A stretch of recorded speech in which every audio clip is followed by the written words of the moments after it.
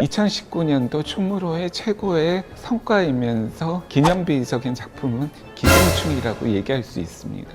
봉준호는 드디어 하나의 장르가 됐다. 김 기사님한테 그 나는 냄새 있잖아. 무말랭이 같은 냄새.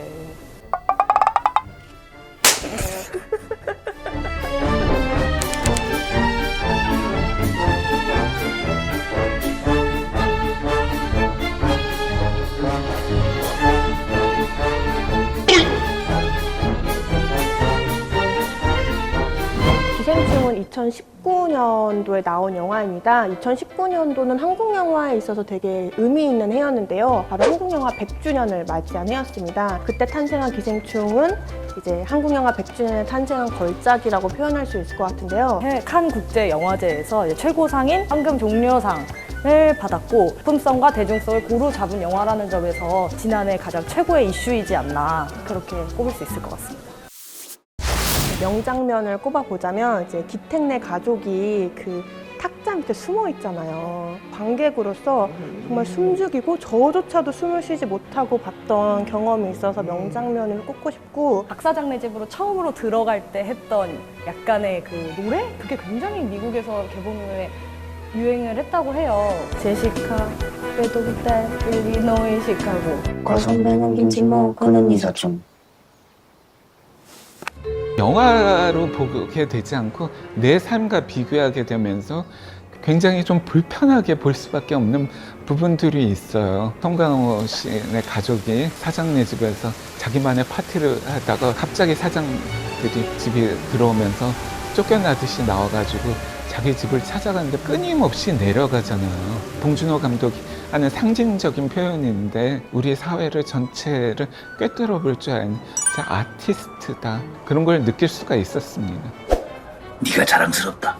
기생충에서 이성균 씨가 연기한 박 사장이 그 지하철 타면 나는 특유의 냄새 있잖아 이런 걸 했을 때 정말 극장가가 약간 술렁이는 뭔가 공감을 하면서도 묘하게 불편한데 그렇지라는 생각이 들었거든요. 그럼 갑자기 그 지하철 그 공간이 좀 공포스러운 느낌으로 다가오는 듯한 되게 드라마틱한 경험을 또 했던 것 같아요. 봉준호 감독이 가장 시나리오를 쓸 때 가장 먼저 하는 일이 혹시 뭔지 아시나요? 모르겠어요. 등장인물의 이름을 정하는 일을 먼저 한다고 해요. 그 국문광 씨가 사실 일하는 그 집 자체가 남궁 현자라는 그런 건축가의 집이잖아요.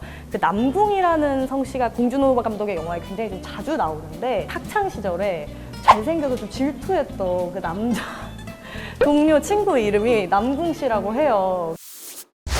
전 박서준 씨를 좀 꼽고 싶어요. 박서준 씨가 되게 짧게 나왔는데 기우한테 영균의 과외를 소개하면서 벌어지는 일이잖아요. 그러면서 모든 일이 시작이 됐잖아요. 영화를 보면서 느낀 거는 기우가 민혁의 어떤 행동을 따라하는 듯한 모습을 저는 영화를 보면서 많이 느꼈거든요. 짧지만 최고의 조연으로 박서준 씨를 좀 꼽아보고 싶습니다. 근데 이 부분을 사실 빼놓을 수가 없을 것 같아요. 문광과 근세 커플이 정말 굉장히 이 영화에 좀 기괴한 그런 그로테스크적인 그런 느낌이 있잖아요. 그 면을 이 두 분이 가장 살려주신다는 역할을 했어요. 이정훈 씨는 정말 이 영화에 그게 장르를 딱 바꾸는 전처 역할을 했고요. 이분의 그 감정의 이 스펙트럼은 어디까지 넓어질 수가 있는지 감탄을 하면서 보게 만들었고요. 같이 내려가 보시겠어요?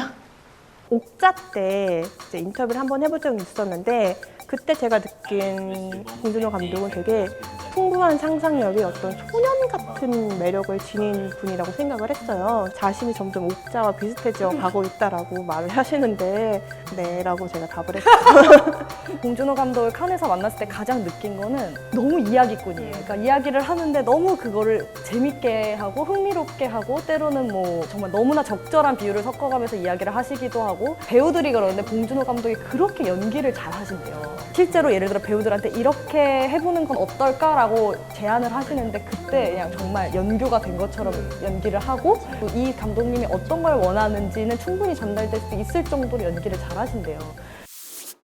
살인의 추억을 저는 아무래도 꼽고 싶어요. 지금까지도 굉장히 회자되고 있는 봉준호 감독의 명작이고 살인의 추억이 갖는 영화적인 의미나 또 메시지 같은 것들이 봉준호 감독을 지금까지 오게 한 그런 작품이지 않을까라는 생각을 해요. 살인의 추억은 한국 영화의 수준을 한 단계 끌어올린 최고의 작품이거든요.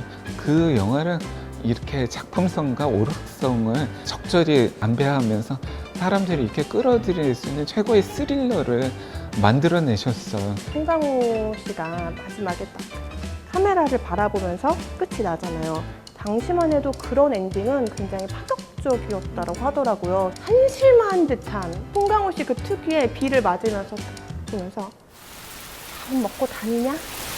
밥은 먹고 다니냐? 사람들은 감독님의 작품이 나올 때마다 굉장히 진화를 한다고 얘기를 하는데 감독님은 그러면 그 전에 찍었던 작품 중에서 어떤 게 가장 좋으세요? 라고 얘기를 물었던 적이 있었거든요. 그러니까 감독님이 딱 한 작품을 꼽기보다는 그냥 항상 최근작이 좋고 싶다 이렇게 얘기를 하셨어요.